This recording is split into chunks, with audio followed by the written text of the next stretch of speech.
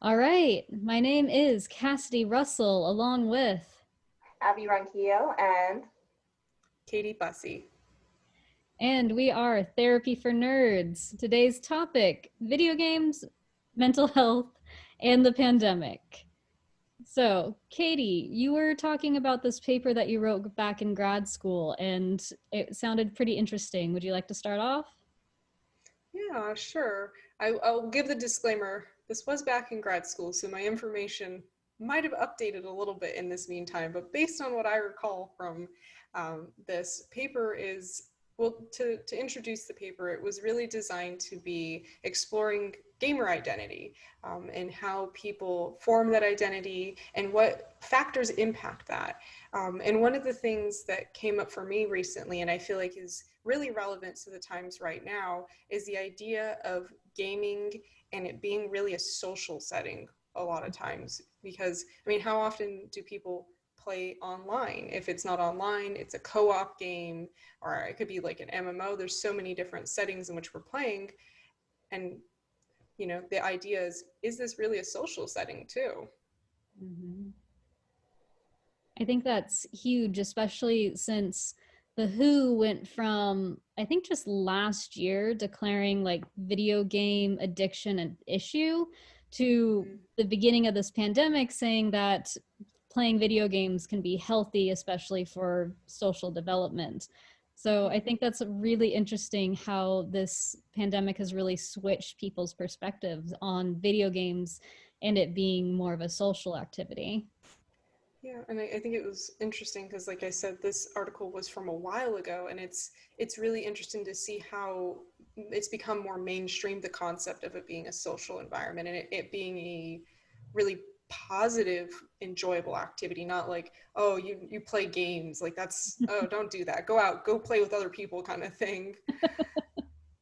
And I think there's such a new view, a new lens on it these days. mm, yeah, I have to agree with that because I do remember probably like towards the middle of the pandemic, probably April, May, a lot of these like government regulated websites were trying to give some support and different recommendations for things that you could do during the pandemic to stay social, stay active, mental health awareness. And one of those things being, playing video games and doing activities on the internet with friends. And I just thought it's so ironic, these same government entities that I don't know, maybe even a couple of months prior to that being like, don't play too many video games, it's bad for your eyes and all this now saying the opposite. So Mhm.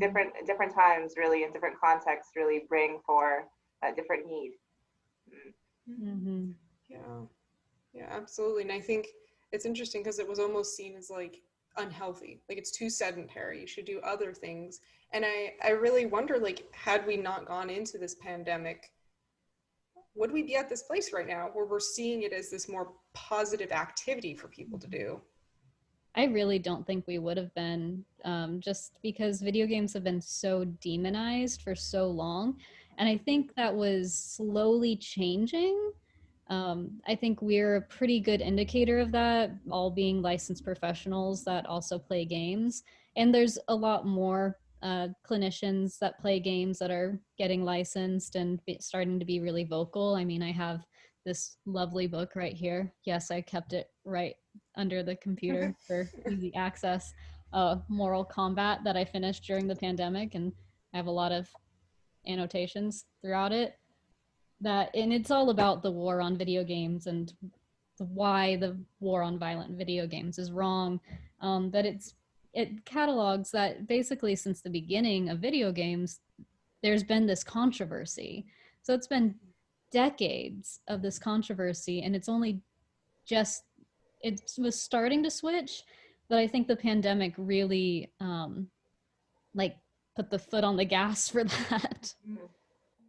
I definitely feel like there's like almost like even a different category of games where it was like socially acceptable or like the games that were marketed towards a different demographic because I can remember, I don't know, when was it, like 2008, 2009, when the whole Facebook, Farmville, Candy Crush, all that kind of came out.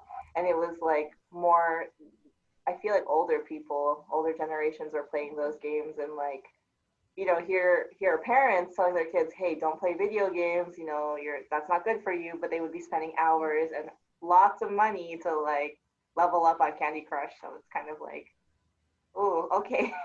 You're sending mixed messages to your children, but okay.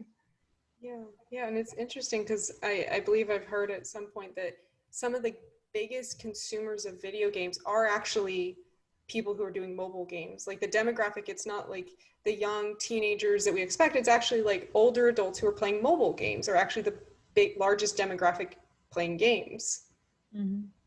Yeah. Yeah, and now, oh, sorry, go ahead, Cassidy. Oh, no, I was just gonna say, I think I remember seeing a study that like middle-aged women are actually playing the Mm-hmm. most video games. And Yeah. it's not this stereotypical thing, but yeah, sure, they're playing Bejeweled, but does that really make them that much less of a gamer than anyone else? They're still playing games.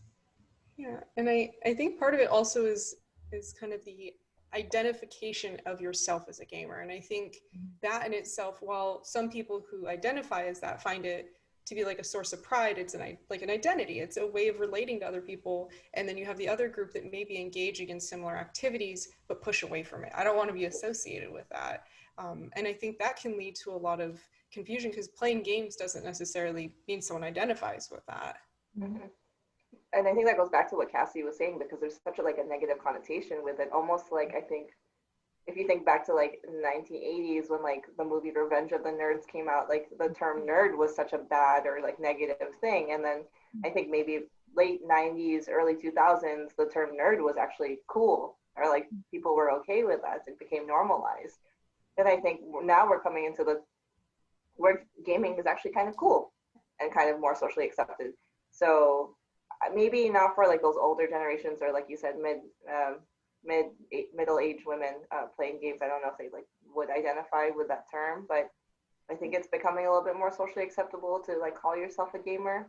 Mhm. But I think you're right, Katie. It is like a huge thing to be adapted to that culture or like to identify yourself as a part of the culture. Yeah, and it's really I think highlights a different way of approaching things because I know even like we said like the demographics of people really impact whether or not they feel comfortable even associating with that. And I wonder like going forward how that's going to shift because as we said we've seen so many more people getting into games and even people who almost don't admit that they're playing games are playing games. And I wonder how that's going to shift over time. And like we were saying at the beginning here of Mhm. when we're in a literal pandemic and people are saying, hey, actually, maybe playing video games are a good thing. Mhm. Yeah, I mean, video games have been demonized by politicians for so long, and now we have politicians that are live streaming and becoming like super high up on the leaderboards when it comes to being Twitch streamers. That's insane. If you had told me that 10 years ago, when they were trying to pass legislation to limit video game sales, I would not have believed you. Yeah, and I think like what you were saying earlier, I thought it was very interesting that it was even called like a war on video games. I feel like that has such a strong kind of violent negative implication. I think it's so interesting too that like especially like you said like politicians and like the government had this like hyper focus almost on like violent video games and stuff when I mean not to get too political but look at what was happening outside externally of video games like there were a lot of wars in the early 2000s and stuff happening globally and other things that were happening and it's like I don't know what the hyper focus was on the video games when it was kind of mirroring what was happening in the real world. That's a very good point. We've definitely grown up in a time where there's been a lot of violence. Yeah, and I also think similarly, like if we kind of lump video games into the world of media, think about the news. Think about the violence we get exposed to through that format. And that's publicly broadcast a lot of times. And I think it's interesting the approach that's historically been taken towards video games, giving what content we're given through news kind of avenues. Especially with like mass shooters and them actually publishing the names of the mass shooters and going in like whenever a mass shooting happens there's this whole media blitz and broadcast of the name and reasons why, and they often cite video games as a reason why, but they don't talk about how this glorification that happens through saying that person's name and giving them all this media attention, that can seem like a great thing to some people. It's a really weird thing to say. But it makes a lot of sense.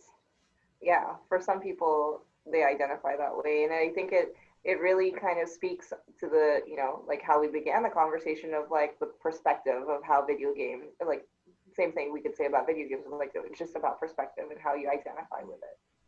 Yeah, and I wonder, I know we've been talking a lot about the kind of historical, societal, negative views of video games, but I wonder what are we like, what do we feel like is going to come of it in this pandemic? Because I know we've heard now it's a recommendation, it connects us, it's social, it's enjoyable. What are maybe some of the benefits that we've been seeing of how video games are positively supporting people through these times? Did you want to go first, Abby, or should I? I'm still thinking, so you can go first. Okay. I definitely feel that, especially with my teenage clients, it has been a good source of having people to talk to, and being able to have some sort of social aspects. It's not enough for a lot of my clients, and it I think we were talking last week about it being kind of a chore. And there's no recording available for last week. It was just us talking. But it just definitely, it's interesting how video games have become kind of a lifeline for a lot of clients right now, and needing to have something to do to fill their time, because a lot of them have a lot of time. And that's except for all my clients that are doing school for 10 hours a day. A lot of teachers seem to think that that's an appropriate amount of work. It is not. I don't care how old the kid is, 10 hours a day is not an appropriate amount of work.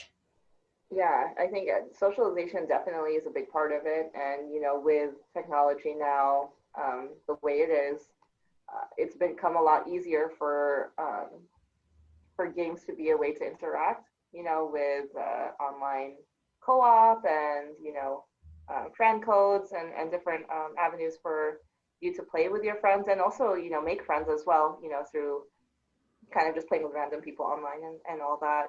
But I also think it provides an opportunity for you to do like teamwork, or like do things together, or work for a common goal with somebody. A lot of these games that my clients and friends I know too play together, they're doing things, you know, in union Mm-hmm. for something, some kind of common goal. And I feel like it's almost like giving them hope for something, or like something to look forward to. And I think especially during the pandemic with all this uncertainty, it's kind of giving them something to look forward to, and to think like, okay, there's something to, like, I'm gonna go to sleep right now, but tomorrow there's something waiting for me, something that I can do, and something I'll be proactive about, something I can control. So that's really nice. But I think that in the real world, sometimes we don't feel like we have that kind of sense of control. Yeah, absolutely. And I hear how, like, I think you touched on so many great points of like, there, it gives us something to look forward to, something that's certain, that makes sense, that's familiar, that's comfortable, that we have control over. And I think like really when this pandemic started, I wonder if that's not why Animal Crossing blew up so much, because here it was, we had this literal island escape from the world of the pandemic we were living in, and how great of an opportunity we could be with our friends. It was very familiar. There wasn't much unexpected things happening, and how comforting that must have been for so many people. Yeah, and you have complete control over that island. And you Yeah. can do whatever you want with it, especially with the terraforming feature once you got a hold of it. It definitely was freeing for to a point. I did a video on my thoughts about it being the perfect game for the pandemic. But I definitely felt after a little while when it started to feel stagnant. And then Katie, you touched on this last week of it starting to feel like a second job. Mhm. And I could totally see that, because after you kind of make it your own, then it's like, well, what else? And you see all these other people's beautiful islands and you're like, oh, I should have done that. Oh, mine could look so much better. And then I remember getting, just feeling really stuck and feeling in a place where even the thought of having to redo my island because it wasn't good enough made me not want to pick it up for like a month or two. And how similar does that kind of sound to like social media in a lot of ways, where you're comparing your own creations to those of other people and being like, oh man, they're doing so much better, what's going on with me? And I feel like there's a lot of parallels that can be drawn there. Mm-hmm. Yeah. And it's so interesting that you say that, Katie, because, I think a lot, there was like obviously that just like a very natural connection of social media to Animal Crossing. Like I joined a bunch of Instagram pages and Facebook pages where I would get inspiration for my island through social media. And um, that's where I felt personally, a lot of my comparisons were from like, wow, this person was so creative where they did their island, or like this person's so far ahead in the game, this person put so many hours in their game. And that's where I felt a lot of what Cassie was expressing. And there's so much crossover, not only in Animal Crossing, but a lot of games in regards to social media. I, you know, there's so much utilization that other websites, right, like Twitch, Discord, other apps that people use to combine the love of games or the game culture with other websites, YouTube, you know, and like Facebook. Facebook even has their own like gaming. I actually don't know if it's still alive, but they had like a gaming page for a while. So it's kind of interesting how like nothing is separate now. Everything is all enmeshed, Mm-hmm. and how that plays into our mental health and how that like impacts you as a person. Mm-hmm. It's it's I don't even think it's that subtle anymore. Mm-hmm.